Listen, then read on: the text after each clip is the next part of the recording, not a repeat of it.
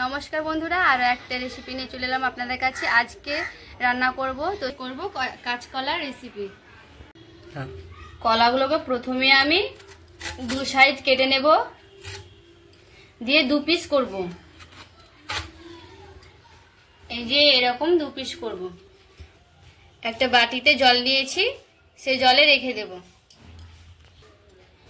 সবগুলো কলা আমি এভাবে কেটে নেব। কড়াইয়ে জল দিয়ে দিব,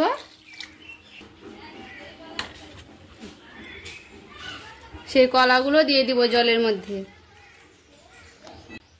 পরিমাণ মতো হলুদ দেব, হলুদটা দিলে কলার কষগুলো বেরিয়ে যায়। এবার আমি ঢাকা দিয়ে দেব সেদ্ধ হওয়ার জন্য। ওইদিকে কলা সেদ্ধ হতে হতে আমি বাকি মশলাগুলো যে লাগবে সেই মশলাগুলো আমি করে নেব। কুচি করা আছে টমেটো আমি দিয়ে দিব, কাঁচা লঙ্কা ছিলানো আছে, আদা দেব, এখানে আছে জিরা, জিরা দিয়ে দেব। জল দিয়ে এবার আমি মিক্স করে নেব। দেখুন মশলা করা হয়ে গেছে।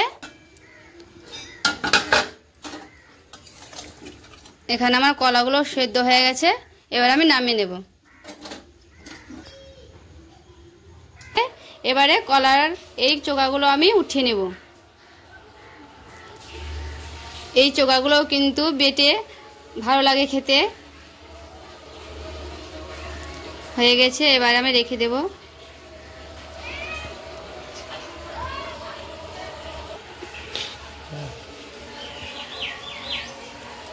এইভাবে সবগুলোই আমি খোসা ছাড়িয়ে নিচ্ছি।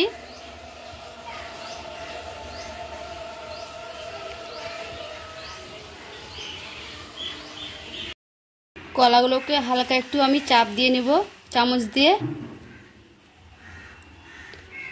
সবগুলো কলা এইভাবে হালকা হালকা করে চাপ দিয়ে নিচ্ছি। সবগুলো আমি চাপটা চাপটা করে নিয়েছি। এবার আমি লবণ দেব, পরিমাণ মতো হলুদ দেব, জিরে গুঁড়ো আর লঙ্কার গুঁড়ো। এবার দেব বেসন। সব উপকরণ দিয়ে ভালো করে আমি মাখিয়ে নিচ্ছি। গ্যাস জ্বালিয়ে নিয়েছি আর কড়াইটা চাপিয়ে দিয়েছি। এবার আমি সাদা তেল দিয়ে দিব। এবার তেল গরম হয়ে গেছে, এবার আমি একটা একটা করে ভেজে নেব। সবগুলো ভেজে নিচ্ছি এইভাবে। এক পিঠ হয়ে গেছে ভাজা, আর এক পিঠ ভেজে নিচ্ছি এইভাবে।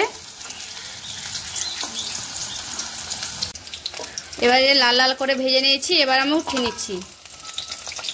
এইভাবে উঠিয়ে নিব। বাকিটা এইভাবে ভেজে নিচ্ছি। সবগুলোই আমার ভাজা হয়ে গেছে। তেলে আমি শুকনো লঙ্কা দিয়ে দিলাম, আর দেব সাদা জিরে।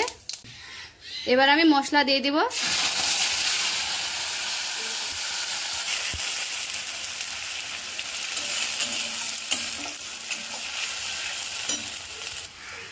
স্বাদ মতো লবণ, পরিমাণ মতো হলুদ,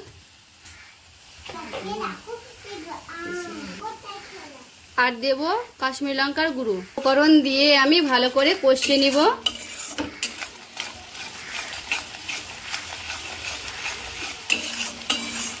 ভালো করে কষতে হবে। কষানো হয়ে গেলে এবার আমি জল দিয়ে দিব।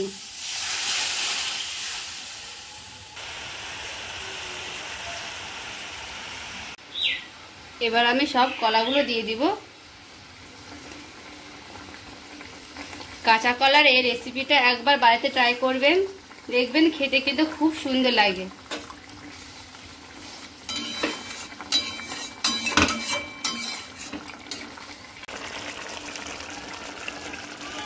উপর থেকে একটু গরম মশলা দিয়ে দিব। একটু ভালো করে নাড়িয়ে নেব।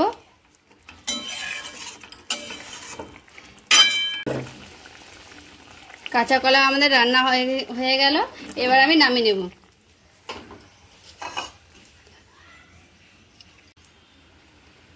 কাঁচকলার এই রেসিপিটা কেমন হয়েছে বন্ধুরা, আপনাদের অবশ্যই কিন্তু কমেন্ট করে বলবেন।